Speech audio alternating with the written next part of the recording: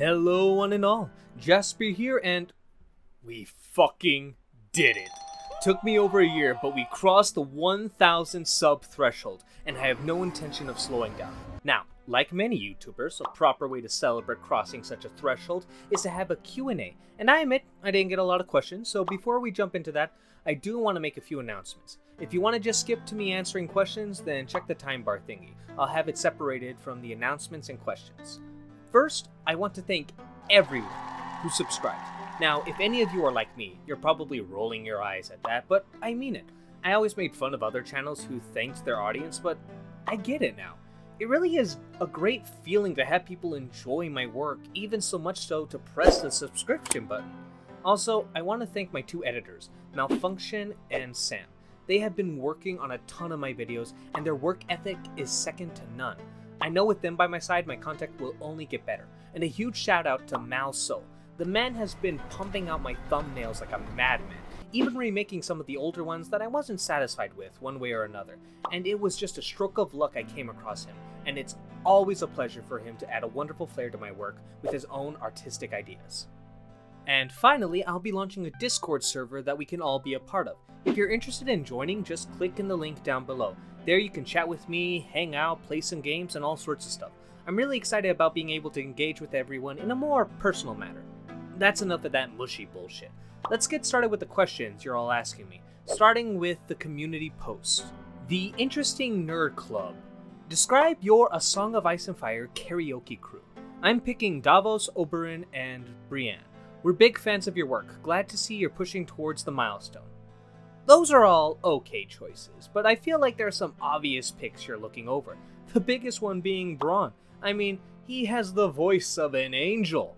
But what does it matter, for all men must die? And another option is Lannister Guard number 3, played by Ed Sheeran for obvious reasons. But that's going into show continuity. If I'm to look specifically at the books, well, it'd probably be characters that would be fun to be with. I think I'd get along with Garland Tyrell, and throw Sir Shadrich in there as well. We short stacks have to stick together after all. Alright, next one is, I assume, Ronan? If you lived in Westeros by the time of the War of the Five Kings, which king would you swear to? A lot of it depends on who I am in this world. If I'm a high-born Westerland lord, then I'm going to be serving under Joffrey. And if I'm a reaver on the Iron Islands, then I'll be killing, and more likely dying, for Balon Greyjoy. But let's assume that I can pick and choose whoever I want. Morally, I would have to go with Stannis or Robb. More so Robb, and I can use my book knowledge to warn him about the Red Wedding. Or if I'm with Stannis, I could warn him about how the Battle of Blackwater will turn out. Joffrey is also something to consider. If I happen to be at the right place to save his life, who knows what I might be rewarded with. Wouldn't join Renly. I don't think it'll be possible for me to prevent his death. This answer is getting all over the place. Stannis. I'll go with Stannis. Alrighty, this next one is from Mr. Silver. Will you do a crossover with the Interesting Nerd Club and win? Well, I won't tell you what, but I will tell you that this comment is what got the two of us talking. We have some ideas planned that I doubt will be completed before this video comes out, but keep your ear to the ground. It's an idea I've had for a while and just needed the right partner to make it happen. He also asks this question. Which Iron Throwdown was the most interesting to make and why? It would have to be Robert versus Arthur. Every other Iron Throwdown, I was pretty confident I knew who was going to win which battle, and my own research seemed to make me even more certain of the results. Robert versus Arthur was one where I thought Arthur would edge out a win, but as I did research, it seemed to me that Robert had more advantages. There was also the added tension of, if I pick Arthur, everyone would roll their eyes at how obvious it was, but if I picked Robert, then I was the hipster going against the popular opinion. That tension was honestly kind of exciting. After all, it's not fun to talk about what-if scenarios when pretty much we all agree on what the outcome will be. A close second place is Sandor vs. Victarion for similar reasons. From Mirzan Ali. If you were reborn in House of the Dragon, which side would you pick, greens or blacks? This is similar to which king I would side with. A lot of it would depend on where I live, but ignoring that, can I just pick fuck both your sides party? Unlike the Five Kings, I really don't like the blacks or greens. But if I had to pick one, my modern morality tells me I need to side with the blacks for the boring fact of women's rights are important. I mean, they're not that important, but I'd get cancelled if I said otherwise. Next from Monty. Which dragons in Hot D that you will smash? None. I am not into bestiality, but even if I was, I would have to fuck them when they were young, or else I risk falling inside one and getting stuck. And if there is anything worse than bestiality, it's pedo-bestiality. Alrighty, the next question is from OK. What are your personal thoughts on what is the grand picture of A Song of Ice and Fire? Another question is, will you start branching out in content from A Song of Ice and Fire to other fantasy series like The Wheel of Time or the Stormlight Archive? Let me start with that second one, as it's the far easier question to answer, and it is yes, though not specifically Wheel of Time or the Stormlight Archive. I heard that apparently Disney is making a Percy Jackson show, so I might dive into that a bit since I was practically raised on those books when I was in middle school, but I don't plan to tackle a lot of franchises, at least not until I'm confident enough in focusing more time on YouTube in order to justify putting the effort into other works. But never say never. After all, I did do a video on Vinland Saga. Back to the first part, and sorry if I misunderstood you, but I think you're asking how I believe Winds of Winter or Dream of Springs will play out if we ever get them. Hard to say. I don't think anyone knows, including George himself, with that goddamn Gardner writing style he goes with. Honestly, I think with how poorly Season 8 was received, he might scrap the entire thing. Some might argue he wouldn't, but George doesn't strike me as the man who is immune to peer pressure. After all, just look at some of the shit he lets pass in Hot D, despite being the executive producer. Either he is losing it as a writer, he isn't that heavily involved, or someone twisted his arm on some of those decisions. And honestly, none of those answers are good. I think a lot of points will be similar, but the journey to those points will be far superior. Jaime and Cersei, I could see having a similar ending. Same with Arya and Sansa. Jon, I feel like, needs to die. I don't care how many times he is brought in the books, that pretty boy needs to be put 6 feet under. Now, the big changes I think will revolve around Dany and Bran. Now, I'm actually a fan of Dany going mad.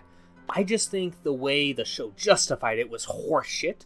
But in this day and age, having a strong female character going crazy like that isn't very popular, so I am curious if maybe he will kill Dany a different way. The second change I could see is Bran not being named king. I'm sorry, but even with how the book is written, I cannot see how Bran being put on the Iron Throne will be satisfying. George has said that the ending will be bittersweet, and that ending doesn't have a pinch of sugar as far as I'm concerned. But it's all speculation at this point. I honestly think anything could happen. That is all the questions from YouTube, but I have some followers in Thrones Amino. 4,000 followers, in fact. Wish I started my YouTube channel when this app was still active. I might be over 5,000 by now. Anyway, there are even fewer questions here, so we'll be able to breeze through them. Elmo Tully. Which do you like better, Game of Thrones Season 1 or Hot D Season 1? As well as, who is your favorite character from the A Song of Ice and Fire universe? Game of Thrones. It's not even close. The writing around Game of Thrones was so much more solid and properly handled in comparison to Hot D, which really seemed to sacrifice substance over spectacle.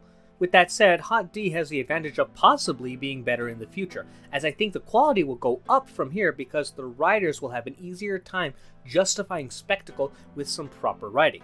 The series very well could eclipse all of Game of Thrones, since it still has those terrible final 4 seasons attached to it.